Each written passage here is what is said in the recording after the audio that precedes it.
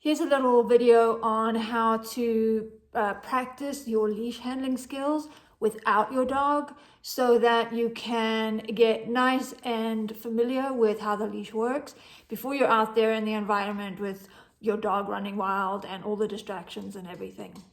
So what I'm going to do is I have my 15-foot leash, and what I'm going to do is I have a door handle here, and I'm going to make a little loop by clipping this in here. I'm going to put this loop over the door handle, which you can't really see, and then I'm going to, let me see if I can show you, and then I'm going to simply tighten this up, do it with one hand, and then this is going to be your pretend dog. Okay, let's see if we can.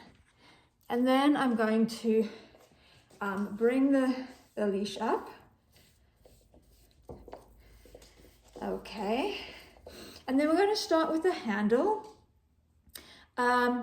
For your handle, you're going to put over decide which is your most dominant hand and which is the hand you're going to want to hold all the loops in.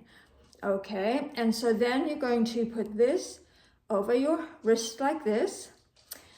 Make a flat palm and your thumb with your thumb sticking up, and then you're going to fold this part of the leash into the crook of your thumb.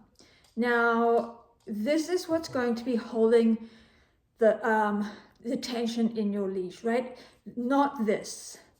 And the reason for that is so that if your dog jerks or pulls suddenly, this is where most of the tension is going to be.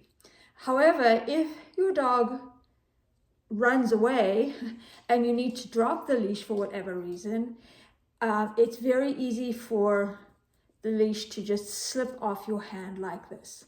Okay, so then we have our leash like that. Now you're going to take your other hand and hold the leash like this, facing upwards. Okay, not holding it like this, because this way we tend to put way too much tension on the leash and we're not able to slide the leash through, because when we make a fist over anything, we tend to squeeze really hard. Okay, so you're going to put your hand in here, over there, and then you're going to put your two hands together like this, and they're going to come together, and they're going to come together. Come together, come together. Okay, and there you have your loops. Let's do that again. And here.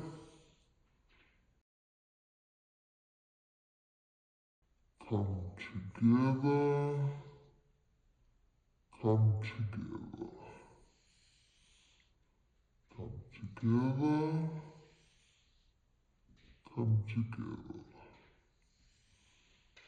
Come together. Come together. Okay? And then then you have your dog nice and close to you, and as your dog walks away, or if you need to create space between you and your dog, you have a nice loose hand to just slip the leash through, or you can just start dropping your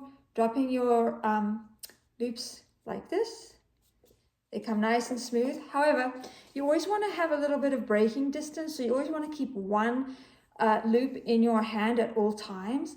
So if you find that you're getting to your last leash, that's when you want to start bringing your dog back in. Okay, bringing your dog back in. And then if your dog is starting to pull too hard, you want to do what's called, instead of pulling back against them, you want to do a slow stop, which is hand on the, using this hand, using your thumb as a slow break, and you're gently squeezing as your dog is moving through the leash like this, right? And so that's a gentle squeeze, and this gives them the signal that they need to slow down, right? It puts gentle pressure on the leash instead of yanking them back and pulling against them, right? And the moment they feel this pressure, they will start to slow down, and that's when you can start moving backwards and pulling the leash up and calling them to you, or getting their attention.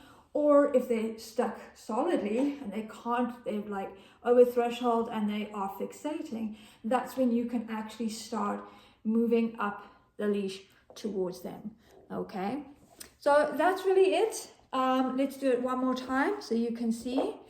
hand there, up here, and then hold here, together, together, together, together, together.